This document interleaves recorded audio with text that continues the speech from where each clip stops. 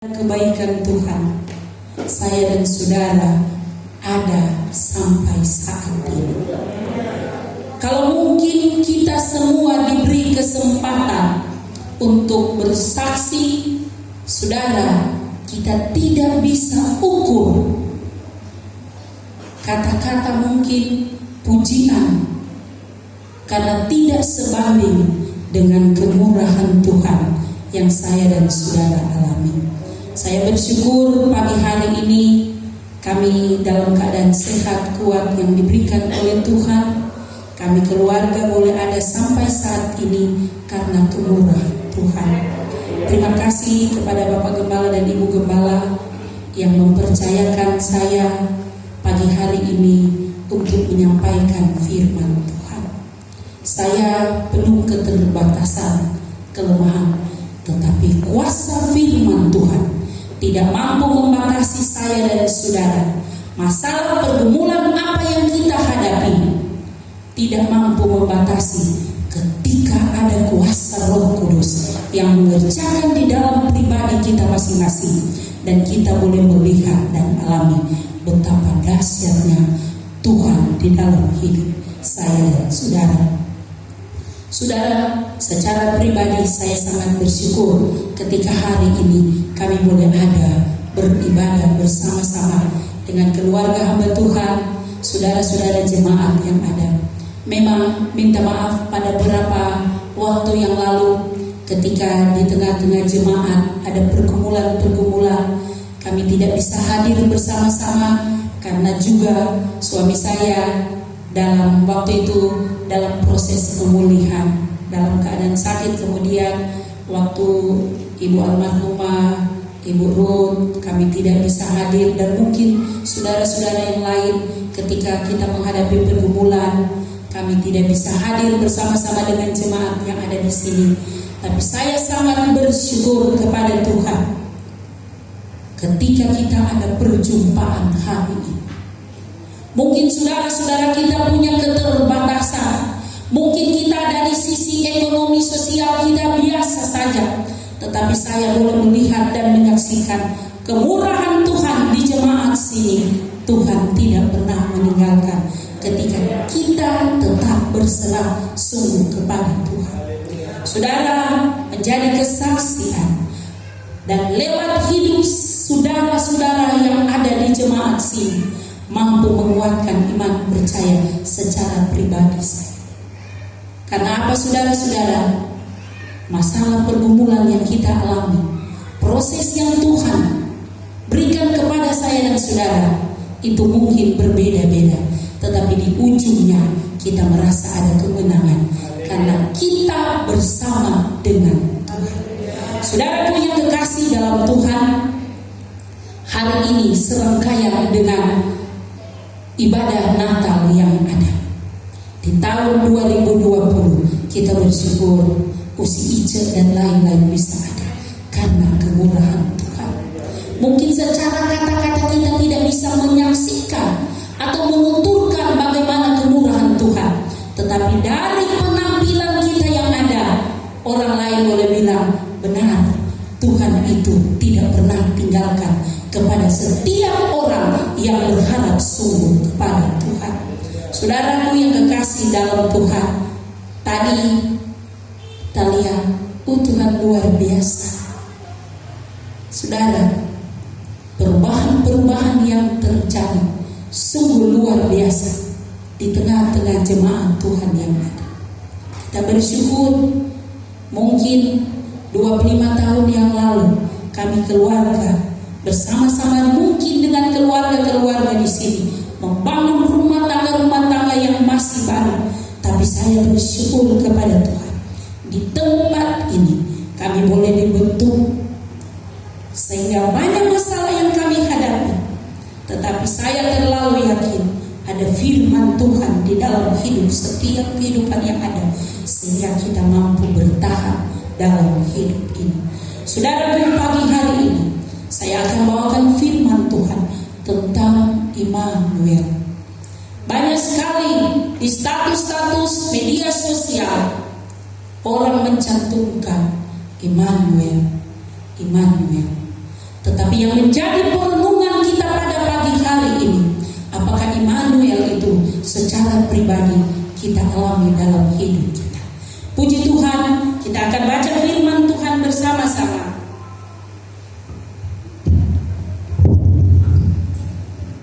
Di dalam kitab Yesaya. Kitab Yesaya pasal 7 ayat 14 dan Matius pasal 1 ayat yang ke-23. Pada Yesaya pasal 7 ayat 14 akan dibacakan oleh kaum pria, dan Matius 1 ayat yang ke-23 oleh wanita yang ada. Kita akan mulai. Bapak-bapak pemuda akan membacakan Yesaya 7 ayat 14. 1, 2, 3. Sebab itu Tuhan sendirilah yang akan memberikan kepadamu suasana. Sesungguhnya seorang perempuan muda mengandung dan akan melahirkan seorang anak laki-laki, dan dia akan menamakan dia Immanuel. Matius pasal 1 ayat 23, kaum wanita. 1, 2, 3.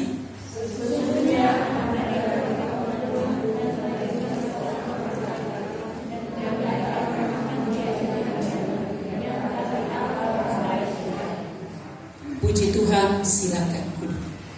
Saudara-saudaraku yang kekasih dalam Tuhan, kata Immanuel yang telah kita baca pada bagian pertama, yaitu di dalam kitab Yesaya pasal 7 yang telah kita baca bersama-sama.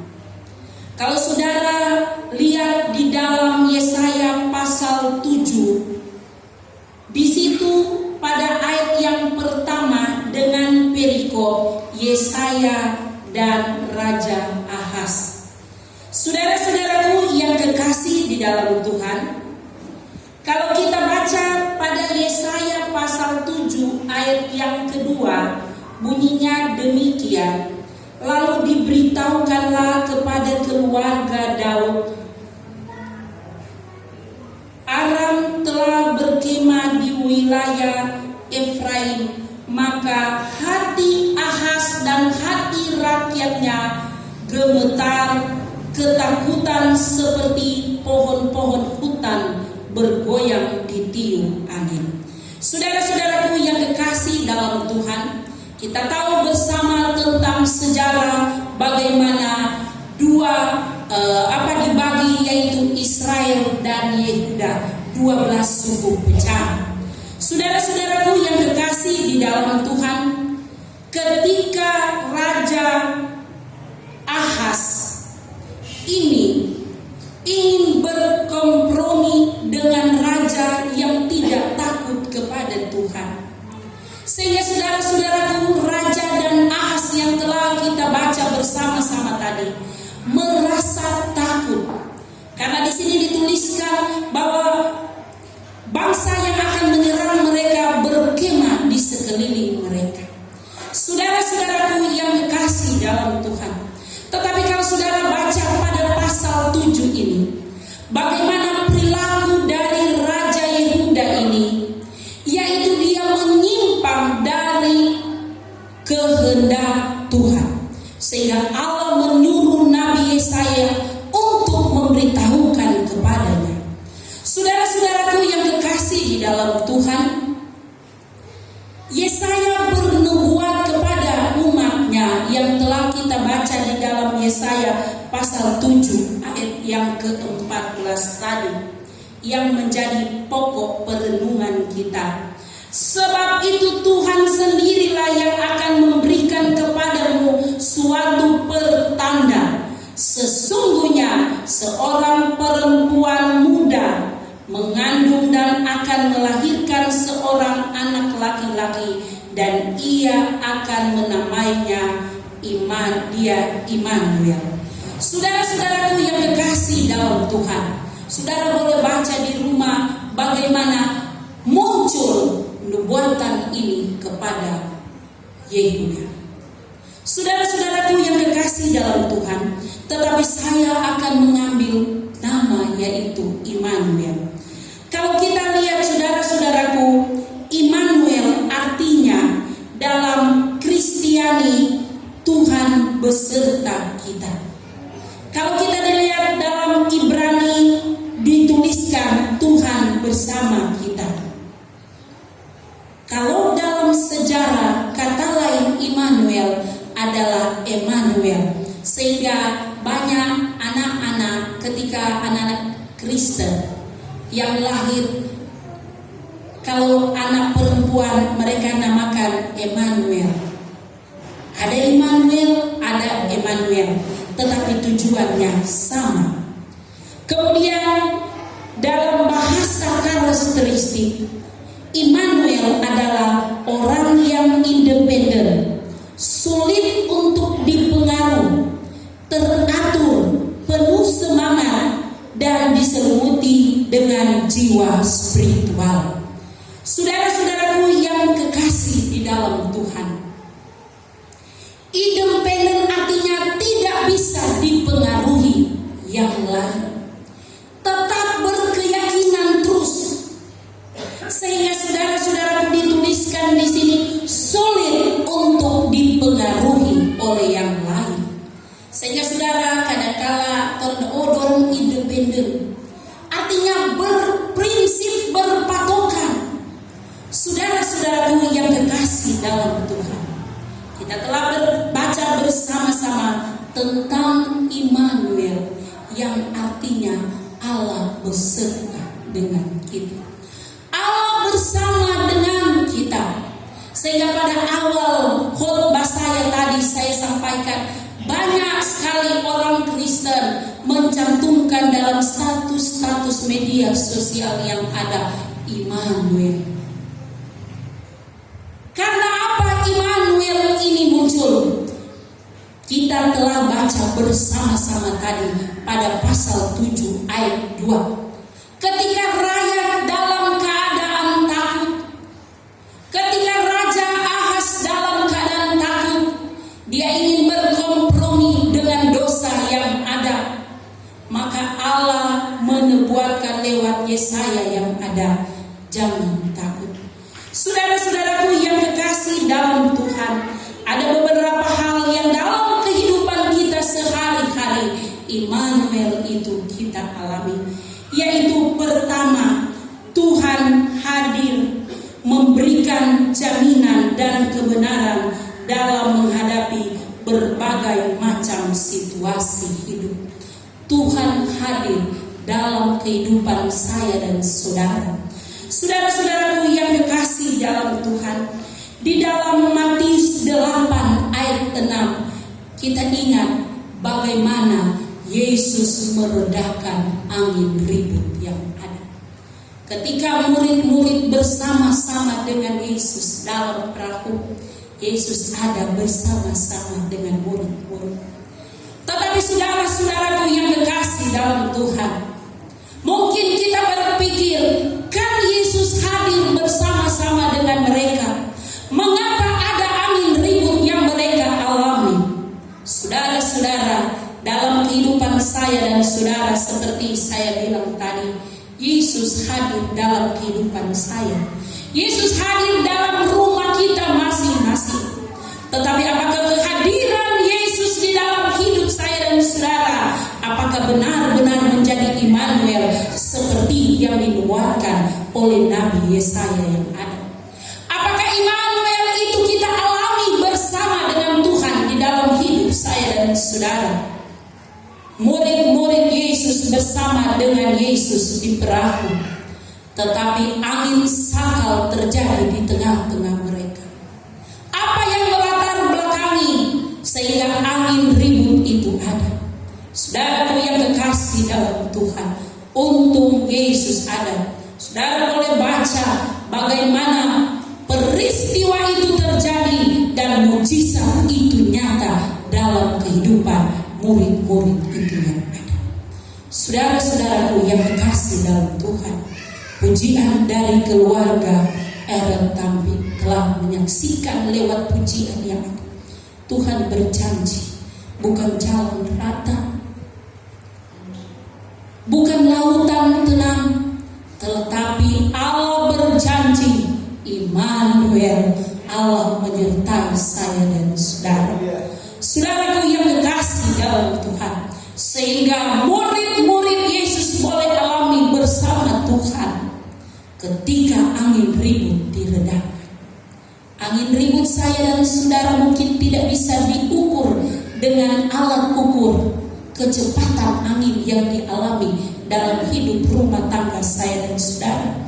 Mungkin kencang, mungkin sepoi-sepoi, tetapi orang bilang DP angin dapalia sepoi-sepoi, tetapi dompet rumah sorubu tidak mampu bertahan. Tetapi mungkin ada orang bilang dorang pe angin yang dorang pe alami dalam rumah itu tidak bisa diukur. Tak angka-angka itu atap, tetapi itu rumah tetap tenang karena hadirkan Yesus di dalam rumah mereka. Immanuel mereka alami di dalam hidup. Bukan cuma sekedar kata-kata atau bukan sekedar ucapan Immanuel, tetapi mungkin saudara di tengah malam saudara berkata, benar Tuhan, Immanuel saya tetap rasakan. Allah beserta dengan kita saya tetap rasakan. Karena rumah tangga, kehidupan saya bisa bertahan sampai tengah malam atau hari ini. Karena Immanuel saya dan saudara boleh alami. Saudara-saudaraku yang kekasih dalam Tuhan. Kemudian saudara-saudara yang kedua, Tuhan hadir kepada siapapun tanpa memandang bulu. Saudaraku yang kekasih dalam Tuhan, di hadapan Tuhan semua manusia sama. Saudara, mungkin dalam kehidupan sehari-hari yang kita lihat di tengah-tengah masyarakat, yang di tengah-tengah jemaat pun kadangkala berlaku pandang bulu. Kalau dia termasuk high class, orang sanjung-sanjung. Kalau dia memiliki jabatan, orang sanjung-sanjung.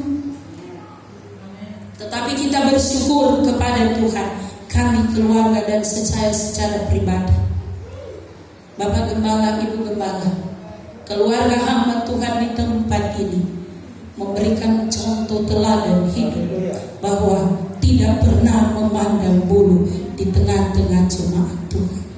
Saudaraku yang kekasih dalam Tuhan, mungkin kadang-kala kita kecewa, mungkin kadang-kala kita merasa lemah melihat kondisi situasi yang ada.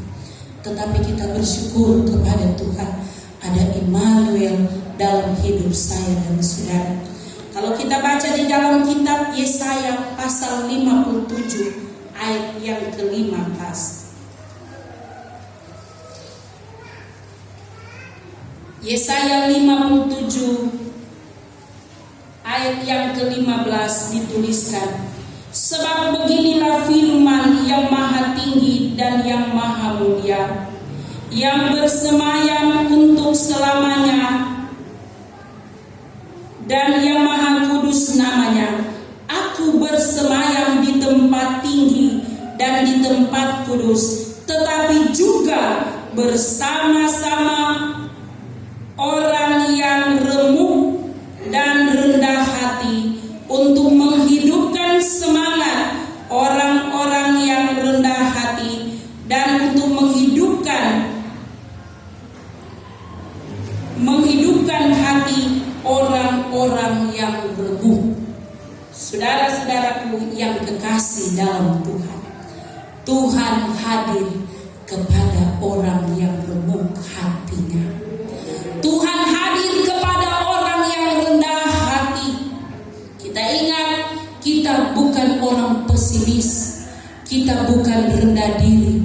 Orang rendah diri artinya dia tidak mampu melihat apa yang menjadi kemampuan di dalam hidupnya. Beda dengan rendah hati. Kita tahu bersama saudara-saudaraku, firman Tuhan selalu ajarkan kepada saya dan saudara, bagaimana orang yang rendah hati akan ditinggikan oleh Tuhan. Orang yang tinggi hati akan direndahkan oleh Tuhan. Itu adalah janji firman Saudara-saudaraku yang kekasih di dalam Tuhan, di dalam Yesaya 61 ayat 1 dituliskan, Roh Tuhan Allah ada padaku, oleh karena Tuhan telah mengurapi aku.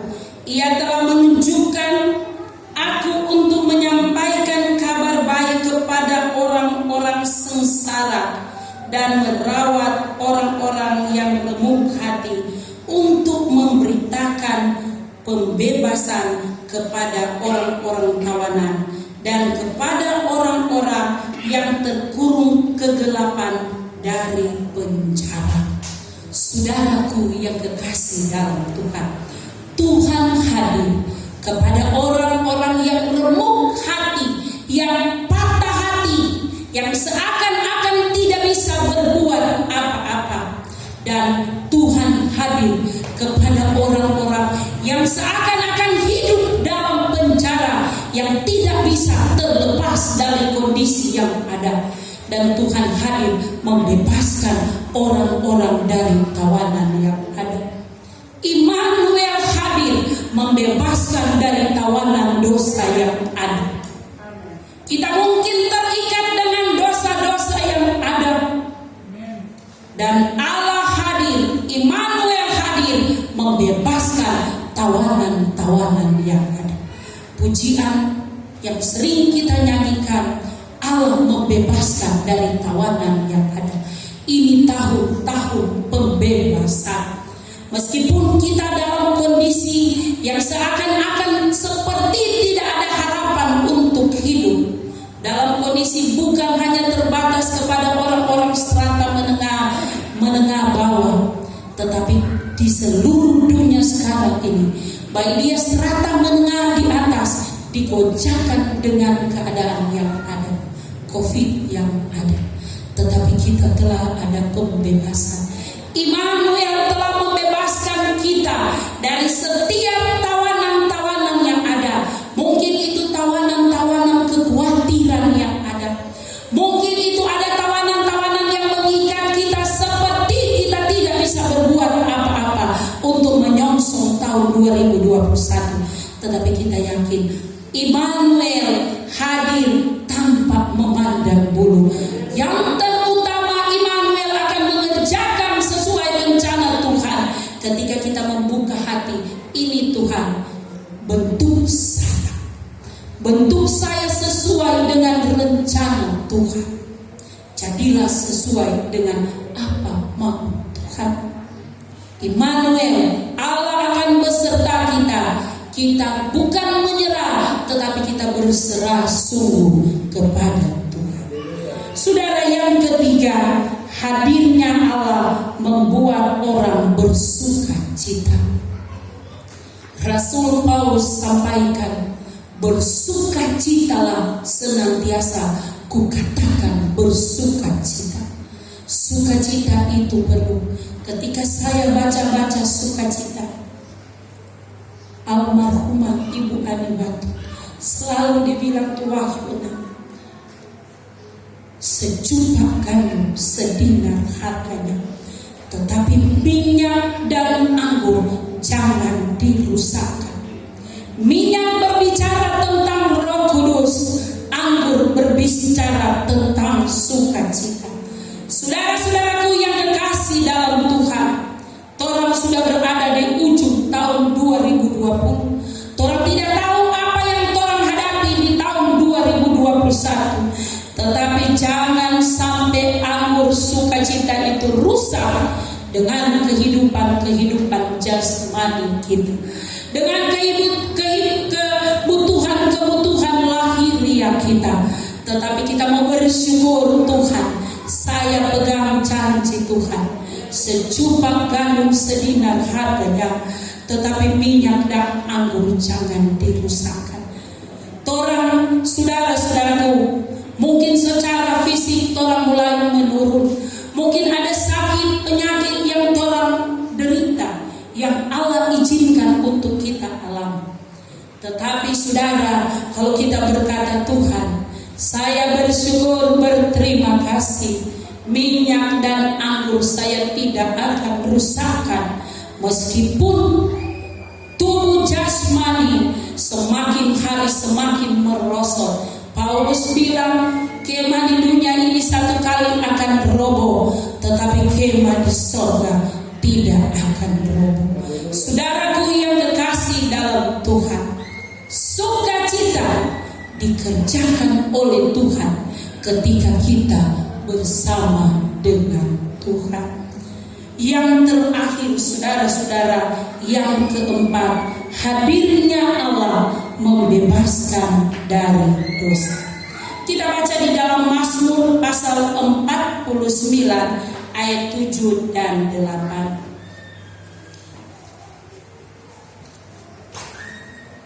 Mazmur 49 ayat 7 dan 8. Mereka yang percaya akan harta bendanya dan memegahkan diri dengan banyak kekayaan mereka, tidak seorang pun dapat membebaskan dirinya atau memberikan tebusan kepada Allah ganti nyawanya.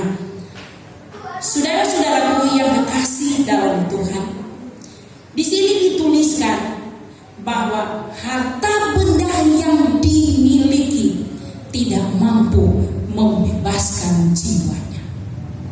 Saudara-saudara, yang mampu membebaskan dari dosa, yang mampu menebus saya dan saudara adalah Yesus itu sendiri. Saudara-saudaraku, dalam Kisah Rasul pasal 13 ayat yang ke-39 dituliskan,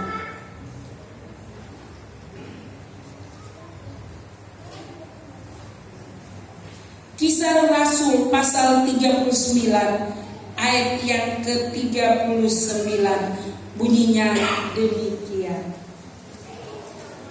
Dan di dalam dialah setiap orang yang percaya memperoleh pembebasan dari segala dosa yang tidak dapat kamu peroleh dari hukum Musa.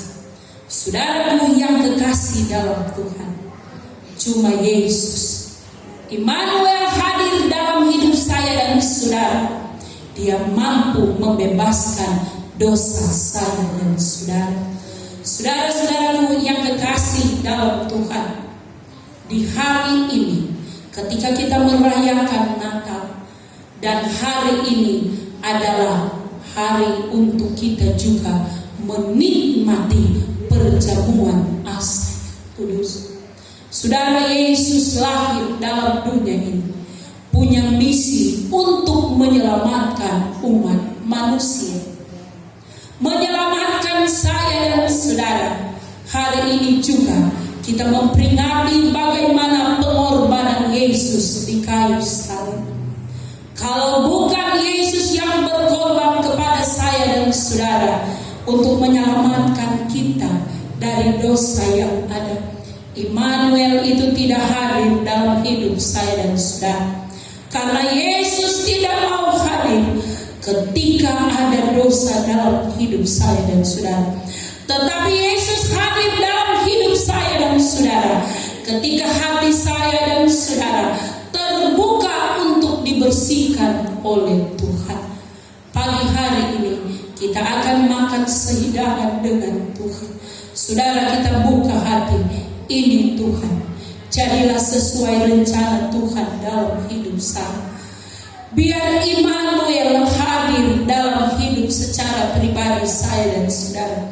Karena Immanuel mampu berada dalam hidup saya dan saudara ketika umat Tuhan memiliki kerendahan hati. Immanuel hadir dalam hidup saya dan saudara ketika kita memiliki hati yang remuk, tidak bisa berbuat apa-apa. Ketika kita meminta Immanuel, hal Allah hadir dalam hidup saya dan saudara, sukacita melimpah dalam hidup saya dan saudara, dan Tuhan mampu membebaskan saya dan saudara. Apapun pergumulan hidup saya dan saudara pagi hari ini, Allah mampu mengerjakan, membebaskan saya dan saudara dari setiap pergumulan yang ada. Tuhan berjanji, bukan kita berjalan di tanah di atas seperti kaca yang tidak ada benturan, yang tidak ada kerikil-kerikil kecil, yang tidak ada batu-batu yang akan kita lampaui. Allah tidak berjanji demikian, tetapi Allah berjanji Dia akan menggendong saya dan saudara untuk melampaui pergumulan hidup yang ada, sehingga di ujung terowongan yang ada kita boleh melihat ada cahaya dari Tuhan, ada terang dari Tuhan, untuk kita mampu berjalan lagi bersama dengan Tuhan. Puji Tuhan, firman Tuhan saya tibakan di sini.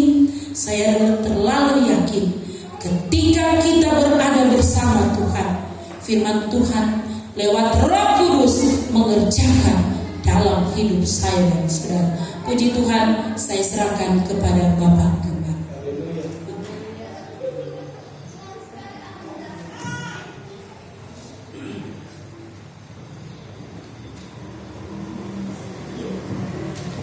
Saudara boleh bilang haleluya. Kita telah mendengarkan firman Tuhan. Saudara-saudara tahukah ketika firman Tuhan bicara tentang Immanuel, maka saya teringat akan khotbah-khotbah saya yang saya layani. Tahukah saudara, sejak COVID-19 saya yang khotbah terus mulai dari ibadah di rumah pakai HP dan di gereja. Lalu sekarang ada, karena hari khusus saya buka menteri untuk melayani. Tahukah saudara bahwa mari kita membaca Alkitab kita. Efesus, saya ada di kitab Efesus. Galati sudah selesai, Wahyu saya sudah selesai, tetapi saya tahu bahwa salah satu kitab yang paling sulit adalah Wahyu. Dan saya ngomong di waktu acara-acara COVID-19, ibadah-ibadah saya khotbah terus lewat HP. Saya cuman lewat akan saudara-saudara. Tapi saya menyadari saudara-saudara bahwa memang harus diberitakan. Boleh bilang haleluya? Dan saya mau baca Efesus pasal 1.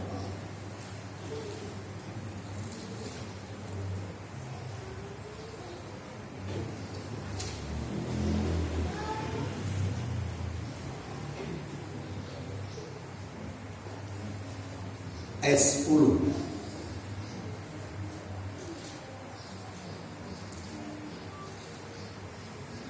Sebagai kegenapan waktu untuk mempersatukan dalam Kristus sebagai kepala segala sesuatu baik di surga maupun di bumi. Saya beritahu kepada saudara-saudara bahwa kitab ini dibentukkan sedemikian rupa, saudara-saudara, sehingga kelihatannya biasa-biasa. Tetapi saya perlu beritahu pada saudara-saudara, dalam kitab ini ada 2 kali disebut predestinasi. Dan dalam pasal ayat 10 itu disebutkan saudara-saudara bahwa that in the dispensation of the fullness of times, bahwa dalam dispensasi kepenuhan masa, saudara-saudara. Jadi tidak ada bahasa-bahasa yang kita sering dengar. Dispensasi itu, kalau saudara pernah belajar peta zaman, itulah dispensasi. Sehingga saya menyadari bahwa bagian ini sangat berat, saudara-saudara. Pasal 1 ini, saudara-saudara, saya sangat sukar untuk menyampaikannya. Saya pernah bicara, tetapi cuma lewat akan. Saudara, tapi ketika minggu lalu saya bicara, maka sebagian besar jemaat berkata agak-agak piu gitu kan. Dan saya bersyukur karena hari ini kita mendengarkan bahasa Immanuel. Immanuel ada sejak awal dan sampai akhir, tetapi dia ada bersama dengan orang percaya. Boleh bilang haleluya? Saudara-saudara, apakah kita tidak pernah mengalami tantangan? Bahkan seolah-olah kita mau jatuh. Saudara-saudara, seolah-olah orang mau gagal dalam bisnis, dalam hal-hal lain. Saudara-saudara, saya ingat kesaksian dari ibu yang melayani. Kita punya anak ada dengan khotbah tentang kehidupan yang naik turun, saudara-saudara. Seperti tidak berjalan di atas kaca dan tidak berjalan di atas jalan yang lurus, atau tidak berjalan di atas laut yang tenang, melainkan ada saat-saatnya, saudara-saudara, kita mengalami tantangan yang berat. Tetapi saudara-saudara, kalau orang beserta dengan Tuhan, maka apapun juga yang terjadi, orang tetap tinggal bersama dengan Dia. Boleh bilang haleluya? Keselamatan jiwa adalah yang termahal di dalam kehidupan. Bukan apa-apa, saudara-saudara. Bukan siapa-siapa dan bukan apa-apa, melainkan keselamatan jiwa. Itulah yang luar biasa. Tidak seorang pun bisa membayar dengan harta apapun juga akan keselamatan nyawanya. Itulah sebabnya ketika Immanuel datang, maka kita yakin Tuhan ada melindungi dan menjaga dan menolong jiwa kita. Boleh bilang haleluya? Mari kita bangkit berdiri. Kita akan mengikuti perjamuan asa yang kudus. Saya undang Bapak-bapak,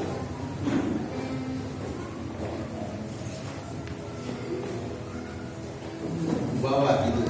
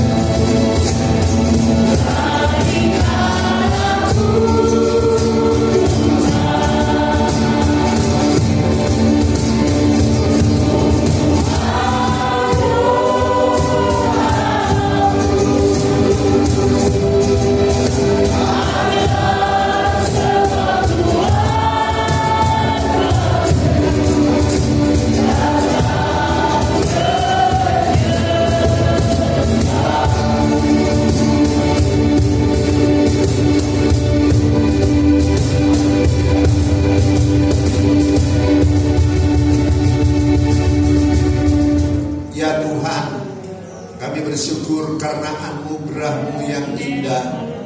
Dan kalau kami boleh ada di sini Tuhan, untuk Tuhan mengikuti perjamuan asa yang kudus, dan sebentar kami akan mengadakan perayaan Natal dan acara-acara yang lain. Tuhan tolong kami sehingga apa yang kami kerjakan bisa kami kerjakan karena Tuhan dan untuk Tuhan, dan nama Tuhan dipuji, dimuliakan. Sekarang Tuhan, kami mau mengikuti perjamuan asa yang kudus. Tuhan, sucikan dan kuduskan tanah hati kami, karena Engkau Allah Immanuel, haleluya, Allah yang menyertai kami, haleluya, tidak pernah meninggalkan kami. Hanya seringkali kami yang meninggalkan Engkau Tuhan. Tetapi kalau kami menyadari bahwa Engkau beserta dengan kami, apapun juga, maka kami boleh tenang dan kami boleh hidup dengan baik. Terpujilah Engkau. Kami sudah berdoa dan kami akan mengikuti perjamuan asa yang kudus. Dalam nama Tuhan kami, Yesus Kristus Tuhan dan Juru Selamat. Haleluya. Amin. Bawa hidup sekarang. Serahkan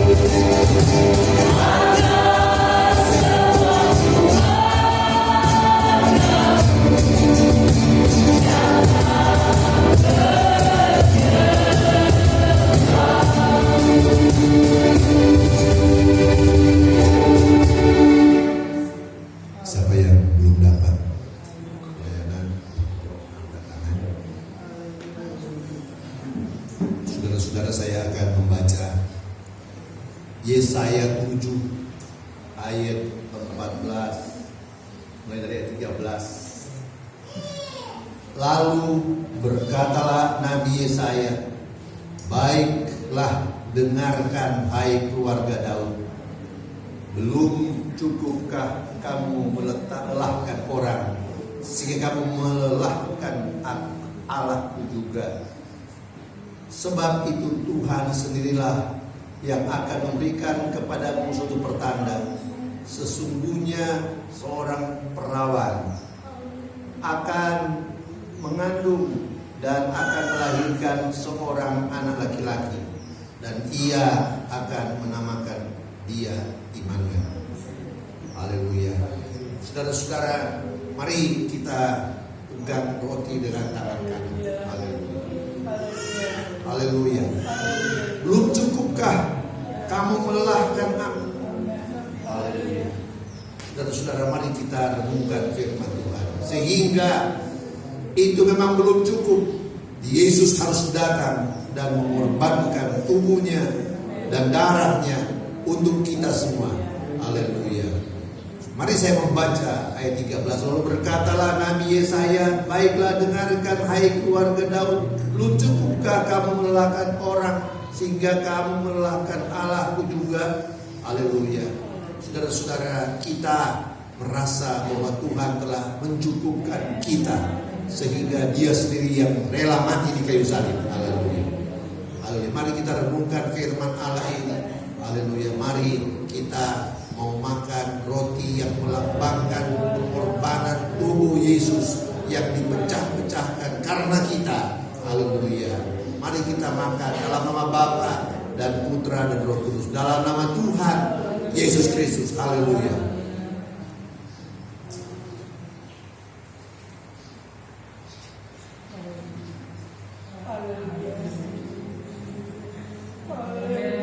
Haleluya, haleluya, haleluya.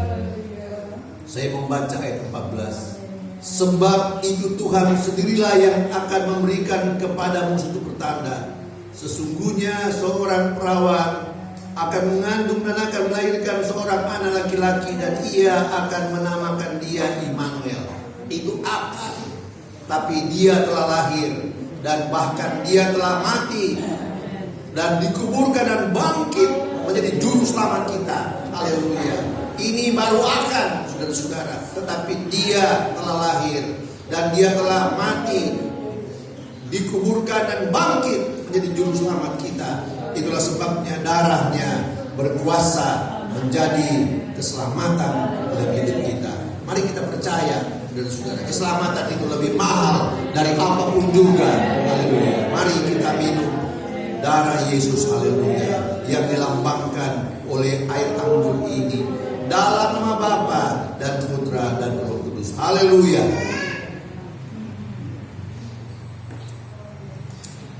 Haleluya, haleluya, haleluya.